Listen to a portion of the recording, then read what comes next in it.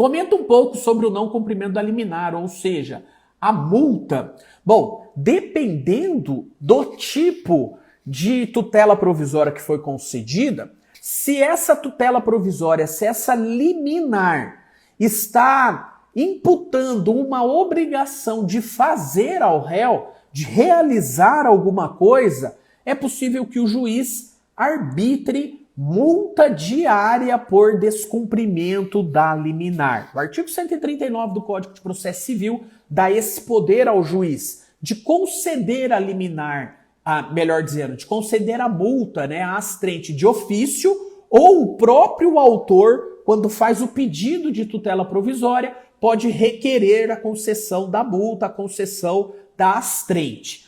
Ou seja, o juiz deu a liminar, essa liminar impõe uma obrigação de fazer ao réu, uma obrigação de entregar, uma obrigação de realizar alguma coisa. E aí o juiz vai arbitrar uma multa por dia de descumprimento. Essa multa é chamada astrente, ela tem previsão legal, o juiz está autorizado a, inclusive, conceder de ofício. Qual é a função da multa? A função da multa é forçar o réu a cumprir a medida liminar, a cumprir a tutela provisória.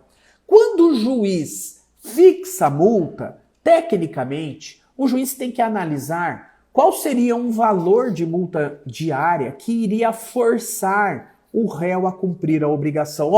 Cumpre a obrigação que eu estou determinando na medida liminar. Entregue o remédio, faça a cirurgia, entregue o carro que o autor está pleiteando na petição inicial. Cumpra a obrigação no prazo de 5 dias.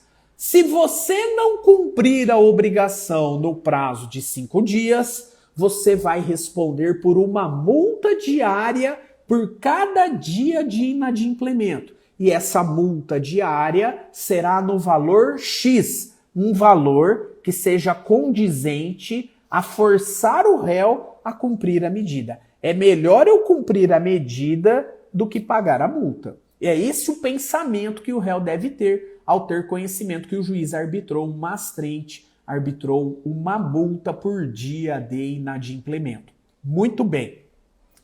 Tecnicamente, quando o juiz impõe a astrente, o juiz deve, claro, definir qual é o termo inicial da astrente. Nesse exemplo que eu dei, senhor réu, você tem 5 dias para cumprir a obrigação depois de intimado da concessão da medida liminar. Depois de 5 dias, começa a incidir uma multa diária por inadimplemento. Então, o termo inicial é após o prazo para o cumprimento da obrigação. 5 dias que o juiz impôs aqui nesse meu exemplo. Podia ser 10, podia ser 15, podia ser 2, podia ser 1, vai depender do caso concreto.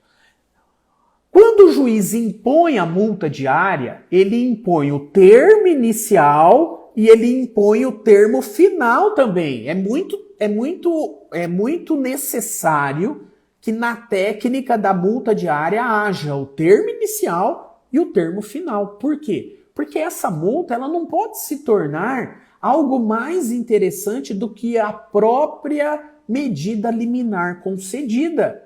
Não pode ser mais interessante para o autor que teve a medida liminar concedida a multa ser melhor do que o cumprimento da medida liminar. Claro que não.